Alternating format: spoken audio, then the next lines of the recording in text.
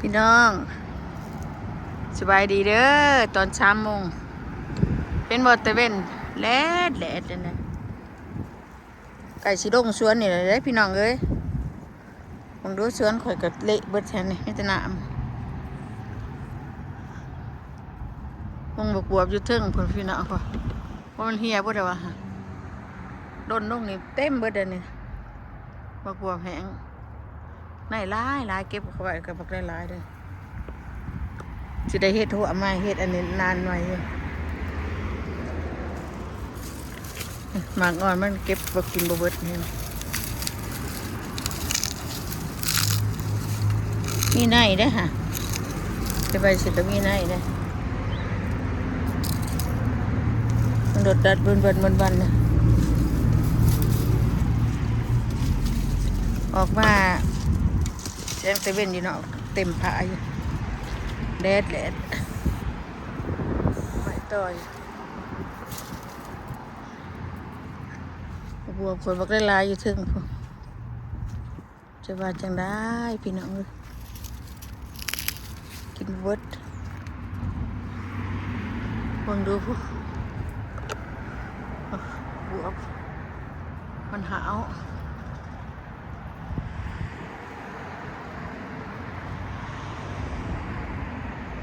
ยังตึงลายหน่อย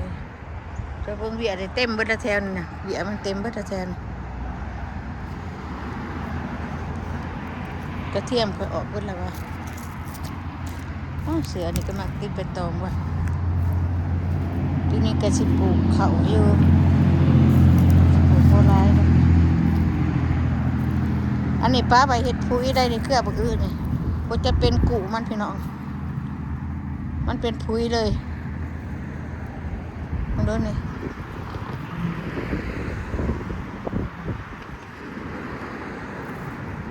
พื้นนั่นนี่เก็บไว้อันเป็นอันดังอันปิ่งปลากินกันมันตกแหลงจังหน่อยเพื่องผักเขาก็บ่ได้ตัดดินบ่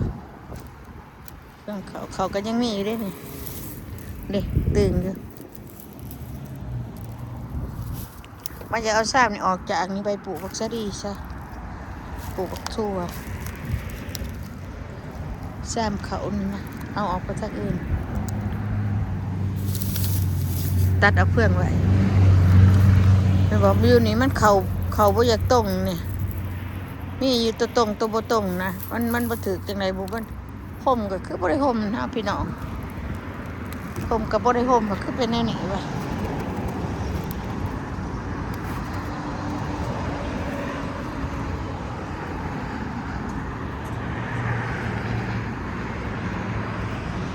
อันนี้ก็บ่ได้เก็บเลยในที่บ้านเลยแล้วนี่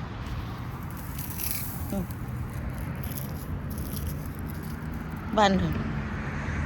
นี่อันนั้นปอกซอยได้ตัวนี้นะ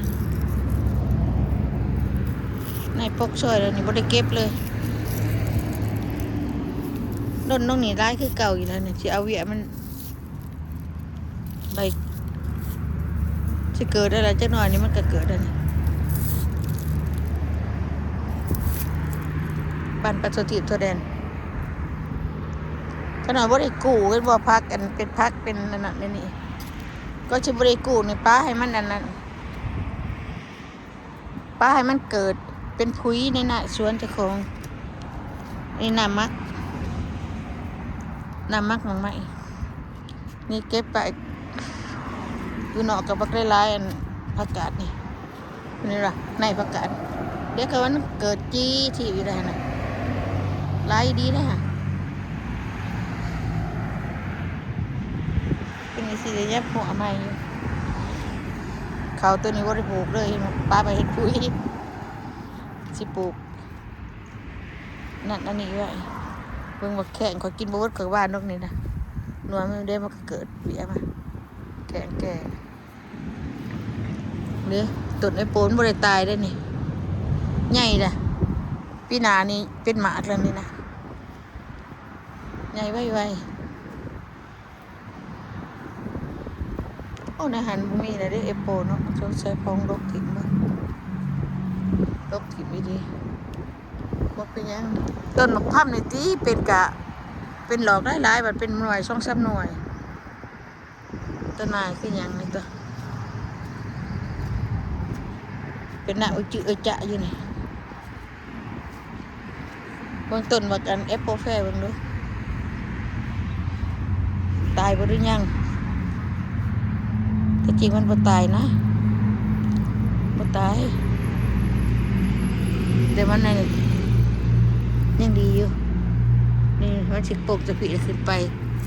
ตัวนี้คือสิตายแล้วมันอ่อนด้วยตัวนี้มันอ่อนเนาะแต่ก็สิย่างตัวนี้ลงมาเลยนะเพิ่นปลูกไก่เฮือนเพิ่นบอกยับไปปลูกบนหาน้อยหนึงเอาออกบ่ได้เป็นใหญ่แล้วนี่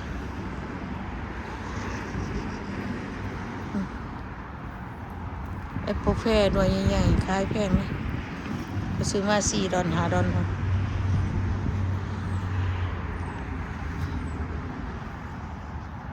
แดดมื้อนี้นะจักว่าเบิดสนุน่ะบ่ฮู้เพราะว่าลมบีวีอยู่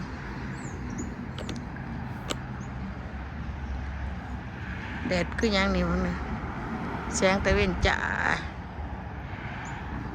แนมไปทางใดก็มีแต่แดดยามนี้มากก็เป็นจังซี่แล้วพี่น้องสิได้ลงชวนก็บ่ลงหรอกเดินหาผู้ใดสิลงเอาลงไว้หลายบัดเวลามันเย็นแล้วมันตายผักขาดทุนข่อยคือสิตายทุนข่อยคือสิบ่ยังดอกเด้ปกทุนไว้ได้นี่พี่น้องเอ้ยเหยียบขี้ดินได้เหยียบขี้ตมได้บ่ซะดอกปกทุนเลยนี่ยังบ่โอ้ยสิยังอยู่บ่เนาะเน่าเปื่อยเบิดหัวยังอยู่เว้ยหัวยังดีอยู่ปลาใบบักเตือหัวมันโป่งในหัวผมแต่ละมันตายกันเลย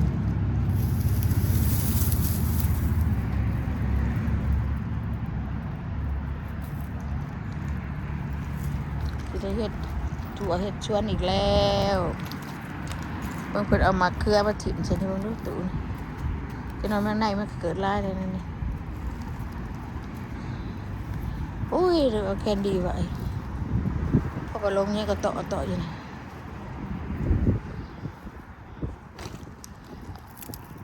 แต่ว่ามันทั้งกับหัวว่าได้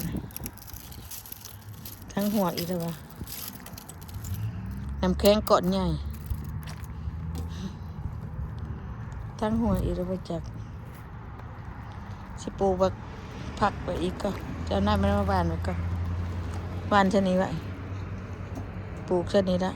เพราะว่าบ่ไปปลูกบ่อื่นนะต้นมัน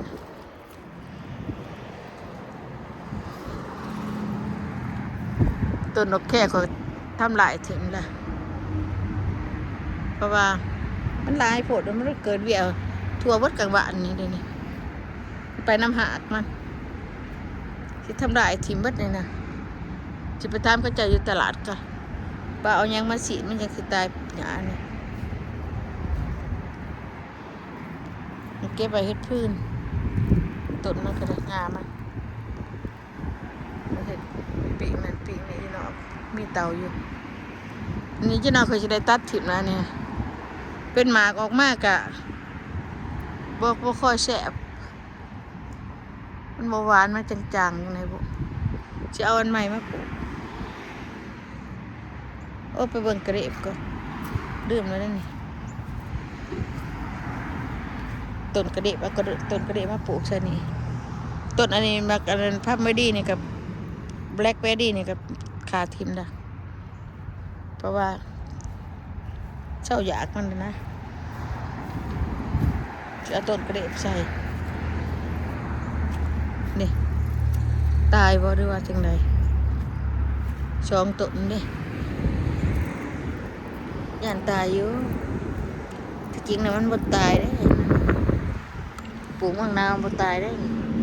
ยังเป็นอยู่ต้นกระเดบเลยนี่นะจะมาปลูกจะหันไว้ก่อน